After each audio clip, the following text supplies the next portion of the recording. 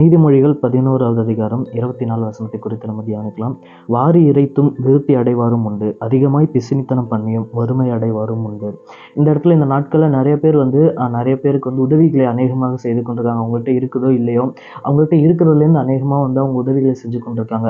அப்படி உதவிகளை செஞ்சும் அவங்க அதிகமாக தான தர்மம் பண்ணியும் அவங்க ரொம்ப பிச்சைக்காரங்களா ரொம்ப ஏழையாக போனாங்க அப்படின்ட்டு நம்ம எந்த இடத்துலையும் பார்க்கல. வசமாக தான் சொல்ல, நம்மளுடைய வாழ்க்கைக்காக நமக்கு நாமே அப்படியே கொஞ்சம் கொஞ்சமாக சிறுக சிறுக சேர்த்து வைப்போம். ரொம்ப செலவு எதுவும் பண்ணாமல், அத்தியாவசிய தேவைக்கு கூட நம்ம அதிகமாக செலவு பண்ணாமல் அது நம்ம சேர்த்து வச்சுக்கிட்டே கொண்டு இருப்போம். அப்படி சேர்த்து வைக்கிறவங்க கூட விருத்தி அடைய மாட்டாங்க, ஆனால் கண்டிப்பாக வறுமை அடைவாங்க அப்படிங்கிற மாதிரி வேதவசனம் சொல்லுது.